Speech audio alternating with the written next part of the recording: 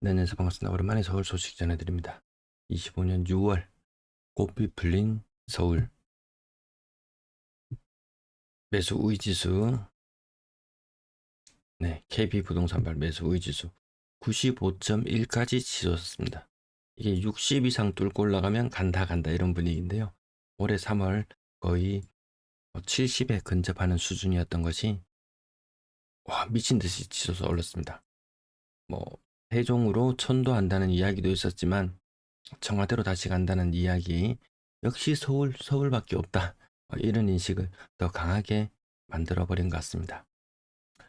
사실 3월 달이 이 고가의 아파트의 거래량 측면에서 봤을 때 15억 이상, 토지거래 허가구역이 풀렸을 당시에 고가 아파트 15억 이상 거래가 3,500건에 달했거든요. 지금도 뜨거운 건 맞아요.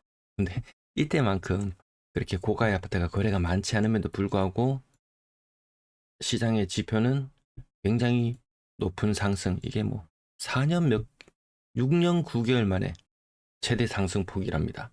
항상 근데 이런 뉴스가 나오고 나면 그 다음에 규제 이야기도 늘 세트처럼 딸려왔는데요. 뭐 전세 대출도 규제 검토, 그러면 항상 또 세트로 나오는 것이 실수요자 피해 우려 뭐 이렇게 나오지만 여러 가지 규제가 종합 선물 세트로 나오지 않을까.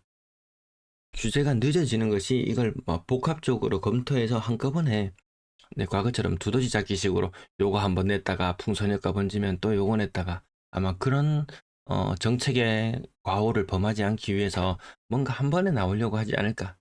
뭐 요런 생각이 제가 먼저 가지는 생각이고요.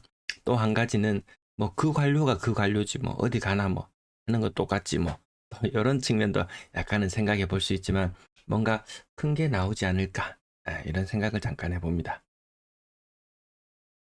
서울 전세 지수도 플러스고요. 서울의 매도 물량 고점 대비 20% 정도 감소. 타 지역들은 많아봐야 한 5% 정도 감소폭을 보이고 있는데 서울이 압도적으로 많은 감소폭. 이 정도, 대구에서도 이 정도 흐름이 나타났다면 야, 사람들이 이제 팔자세가 좀 꺾였구나 이런 느낌일 텐데 지방은 아직까지 그렇게 꺾였다는 느낌은 들지 않습니다. 전세 물량 연초 대비 마찬가지로 3만 1000건 수준에서 2만 5천 건 정도 수준까지 한 20% 정도 감소해 있는 상태. 여기 한 3만 건 정도를 기준점으로 보는데요. 확실히 전세 물량이 조금 줄어들긴 줄어들었다. 월세 물량은 연초 2만 건, 지금 19,000건. 월세 물량은 크게 변화가 없습니다. 자, 서울 아파트 거래는 8,700건, 4,600건. 분위기가 한풀 꺾였었죠. 토지 거래 허가구역 다시 묶이면서 다시 한풀 꺾였다가 대선 때 5월 달까지도 좀 간보는 형국 6,300건으로 나타나는데요. 이 중에서 공공법인 물량 470건 정도 제외하고 나면 뭐 5월의 거래량은 6,000건 정도라고 보는 게 사실 맞을 것 같고요. 7월의 거래량은 지금 순서가 나가는 것이 진도가, 제가 표를 붙이지 않았네요. 한 8,000건 정도 나온 걸로 보여집니다. 8,000건. 6월 달에. 역시 서울밖에 없어. 그 부동산 대출의 상당수를 뭐 수도권이 다 빨아들이고 있죠. 한 70% 정도를 수도권이 빨아들이나? 7, 80%? 예. 아마 그런 대출에 대한 규제나 이런 것들이 좀 나타나기 시작하면 타격이지 않을까 싶습니다. 뭐 NH농협에서 대출 한도 벌써 소진을 걱정해야 될 정도? 아무튼 그 빠르게 소진되고 있는 부분 때문에 뭐 어제자 뉴스에서는 대한대출도 중지한다는 뉴스도 봤었네요. 자, 거래대금 보시면은 3월달 이때 진짜 제정신 아니었습니다.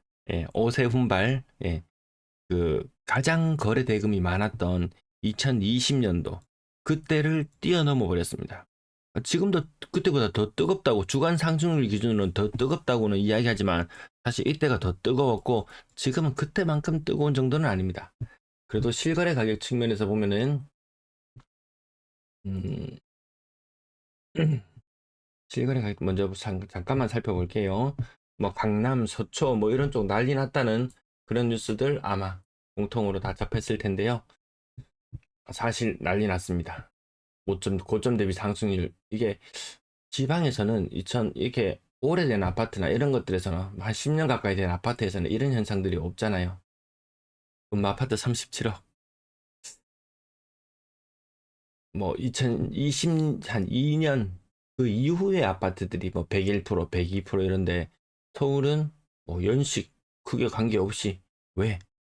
시간 지나면 서울 또 부수고 더 높게 지으면 되니까 아파트 부족하다는 이야기 계속 해주고 야 그러면 방법이 없겠냐? 용적률을 올려주면 된다. 뭐 그런 게 심리가 있지 않나 싶습니다. 송파, 서초, 강남, 뭐 대구의 강남 어디 이런 곳에 비빌 만한 데가 있나요? 예. 그래 하긴 요 정도까지만 보고 와 장난 아니게 뜨겁구나 요 정도까지만 보고 근데 요때가 더 심했다 3월달보다는 뭐 거래 대금이라 이런 측면에서는 아직까지 조금 약한 것 같습니다. 끝난 거래 대금 자체가 말해줍니다. 한 11억 정도 전세 금액은 한 5억 7천. 네 그래서 평균 전세가율이 뭐 50%좀 안 되는 정도죠.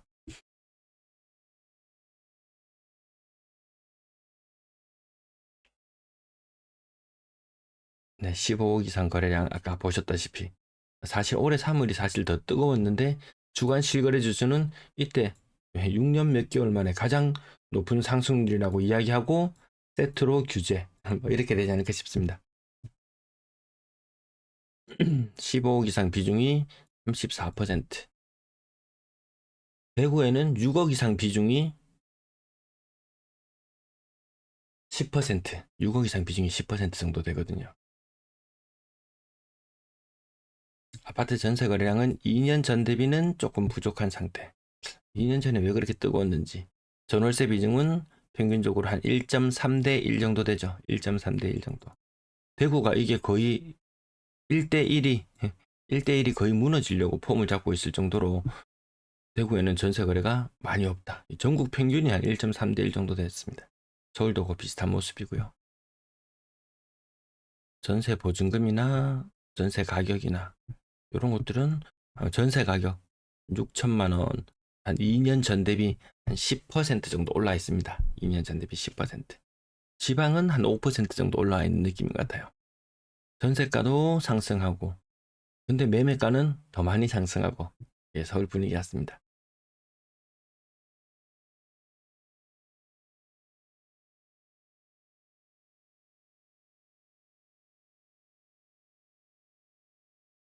월세 거래량, 월세 가격은 뭐 수년 전이나 지금이나 보증금이나 월세 가격이나 측면에서 그게 그렇게 큰 차이가 보이는 것 같지는 않습니다. 임대 거래량 2년 전 대비 10% 정도 적은 정도. 네, 시청 감사합니다.